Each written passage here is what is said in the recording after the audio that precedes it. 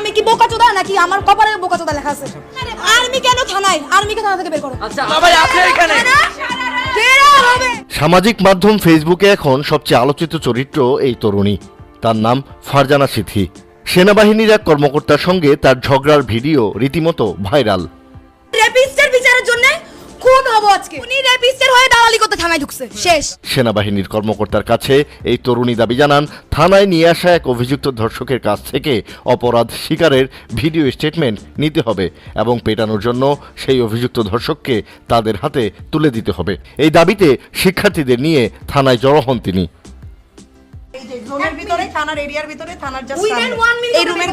সেনাবাহিনীর ওই কর্মকর্তা জানান, অভিযুক্ত ধর্ষকের বিরুদ্ধে আইনানুগ ব্যবস্থা নেওয়া হবে।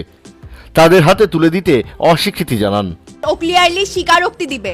That's it. আমি একটুকু চাই আমি আমার প্রপোজালটা আপনাকে দেই, আপনারা কেউ তার গায়ে হাত তুলবেন না। আমরা আর তা মানতে নারাজ ওই তরুণী ও তার সাথে আসা শিক্ষার্থীরা। জানিয়েই এই তুলকালাম কাণ্ড ঘটে। আর্মির কথা মেনে নিব। আর্মি তার গা থেকে এত সুন্দর ইউনিফর্ম খুলে এই প্রস্তাব নিয়ে আসছে। সেনাবাহিনীকে সরে যেতে এবং থানা ঘেরাও করার আলটিমেটামও দেন তিনি। তাইলে আমরা মানি না। আমরা বাইরে যাব না। বুঝবো না। জানিয়ে সামাজিক মাধ্যমে চলছে ব্যাপক আলোচনা সমালোচনা।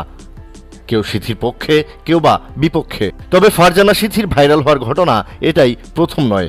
এর আগে কোটা আন্দোলন চলাকালে এক পুলিশ কর্মকর্তার সঙ্গে তার উত্তেজিত আচরণের ভিডিও ভাইরাল হয়। সবাই কোটার পুলিশ। শুধু নিজেদের কথা ভাবলে বিশ্ববিদ্যালয় জানতে পারি। সেবার অবশ্য সবাই তার সাহসিকতার প্রশংসা করে। আমাদের বড় ভাই নেটিজেনদের অনেকে কুইন, বাঘিনী, অগ্নিকন্যা এমন বিভিন্ন খেতাবও দেয় তাকে। এছাড়াও পুরো আন্দোলন জুড়েই বেশ সক্রিয় ছিলেন সিথি। তার বলিষ্ঠ কণ্ঠস্বর ও নেতৃত্ব আন্দোলনকে আরো বেগবান করেছে। তবে এবার প্রশংসার চেয়ে নেতিবাচক সমালোচনায় বেশি হচ্ছে তাকে নিয়ে।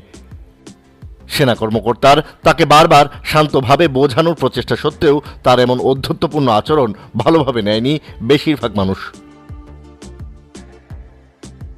অনেকে আবার আশিক নামে সেনাবাহিনীর ওই ক্যাপ্টেনের প্রশংসায় পঞ্চমুখ।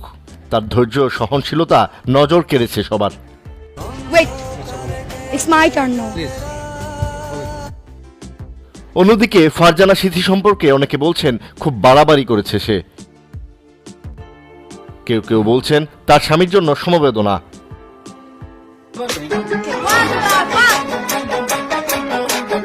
এই ঘটনা নিয়ে নানা ধরনের মিম ও ফানি ভিডিও বানাচ্ছে নেটিজেনরা। এমনকি সিথির ব্যক্তিগত জীবন নিয়েও সমালোচনা শুরু হয়ে গেছে। তার পোশাক, চলাফেরা, জীবনযাপন এ সব কিছু নিয়ে চলছে চুলচেরা বিশ্লেষণ। তার বিভিন্ন সময়ের ভিডিও ছড়িয়ে পড়েছে ফেসবুকে।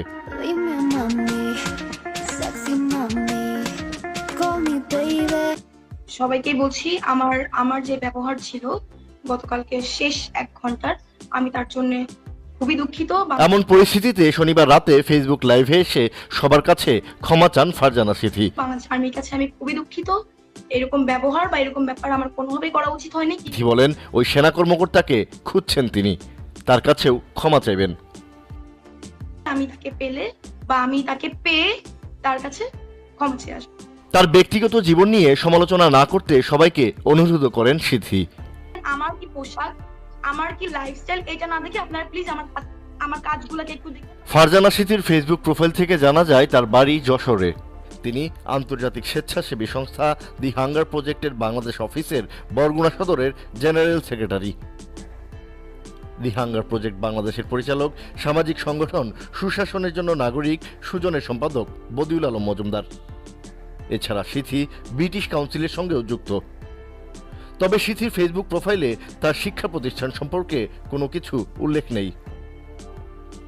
বিভিন্ন নির্মাতা ও ফটোগ্রাফি হাউসের ফটোশুট ও ভিডিওগ্রাফিতে অংশ নিতে দেখা গেছে ফারজানা সিথিকে। তখন আমাকে সবাই কুইন কুইন বলছিল, এখন তারাই আমাকে স্ল্যাট শেমিং করছে। এটা নিয়ে আমার কোনো প্রবলেম নেই, সবটা আপনাদের উপর।